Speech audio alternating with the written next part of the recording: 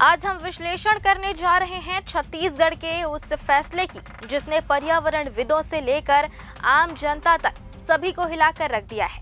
क्या विकास की कीमत विनाश से चुकाई जानी चाहिए? यह सवाल आज इसलिए उठ रहा है क्योंकि छत्तीसगढ़ सरकार ने एक ऐसे प्रोजेक्ट को हरी झंडी दे दी है जिसके चलते 7 लाख से ज्यादा पेड़ों पर कुल्हाड़ी चलना तय माना जा रहा है। जी हां, खबर बेहद गंभीर है। छत्तीसगढ़ की भाजपा सरकार ने सरगुजा स्थित Kete extension open cast coal mining परियोजना को मंजूरी देती है। हैरानी की बात यह है कि यह अनुमति प्रधानमंत्री नरेंद्र मोदी के छत्तीसगढ़ दौरे से ठीक 3 दिन पहले यानी 25 नवंबर 2025 को जारी की गई। यह प्रोजेक्ट राजस्थान राज्य विद्युत निगम लिमिटेड का है, लेकिन इसका एमडीओ यानी माइन डेवलपर और ऑपरेटर का जिम्मा अडानी समूह के पास है। इसका सीधा मतलब है कि हसदेव अरण्य के घने जंगलों में अब अडानी की कंपनी की मशीनें गरजेंगी। नमस्कार, आप देख रहे हैं CGNN लाइव और मैं हूं आपके साथ सीमा। आइए अब इस फैसले के असर को आंकड़ों में समझते हैं। मीडिया रिपोर्ट्स के अनुसार सरकार ने इस प्रोजेक्ट के लिए 1742.600 हेक्टेयर जमीन आवंटित की है। इसमें से 1742.155 हेक्टेयर तो केवल वन भूमि है। अनुमति पत्र जो आधिकारिक डॉक्यूमेंट है उसमें दावा किया गया है कि लगभग 4,48,000 पेड़ काटे जाएंगे, लेकिन हसदेव बचाओ आंदोलन के कार्यकर्ताओं और जमीनी हकीकत को देखें तो यह आंकड़ा इससे कहीं ज्यादा भयावह है। दावा किया जा रहा है कि असल में 7 लाख से ज्यादा विशालकाय और पुराने पेड़ इस प्रोजेक्ट की बलि चढ़ जाएंगे।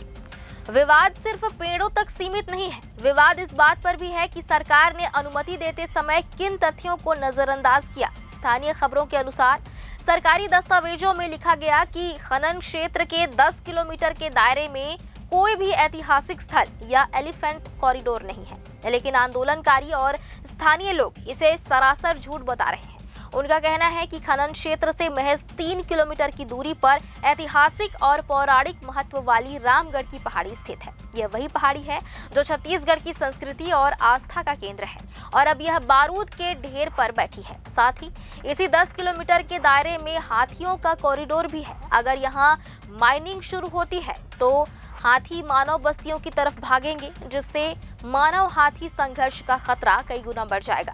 पर्यावरणविद इसे सिर्फ पेड़ों का कटना नहीं बल्कि एक महाविनाश की शुरुआती बता रहे हैं। वरिष्ठ पर्यावरणविद डॉक्टर सुभाष पांडे की माने तो इस कटाई का असर 100 किलोमीटर दूर तक महसूस किया जाएगा।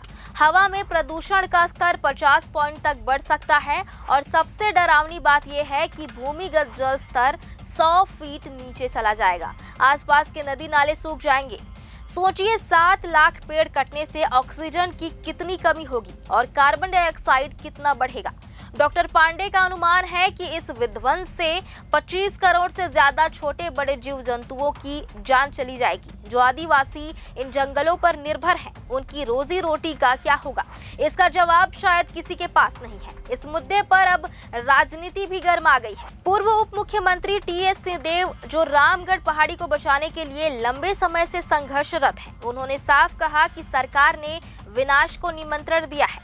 उन्होंने इसके खिलाफ कानूनी लड़ाई लड़ने की बात कही। वहीं पूर्व मुख्यमंत्री भूपेश बघेल ने सोशल मीडिया पर तीखा हमला बोलते हुए लिखा कि छत्तीसगढ़ को अडानीगढ़ बनाने की ओर यह भाजपा का एक और कदम है। उनका कहना है कि कांग्रेस सरकार ने इस स्वीकृति को रोका था, लेकिन भाजपा ने आते ही इसे मंजूरी दे दी।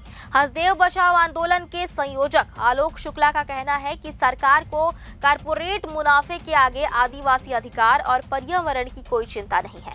रामगढ़ की ऐतिहासिक नाट्यशाला और धार्मिक स्थल का विनाश अब तय लग रहा है। कार्यकर्ता अब कोर्ट का दरवाजा खटखटाने की तैयारी कर रहे हैं। इस पूरे मामले पर आपकी क्या राय है, हमें कमेंट में जरूर बताएं। अगर यह विश्लेषण आपको पसंद आया हो तो इसे लाइक करें और चैनल को सब्सक्राइब करें। नमस्कार।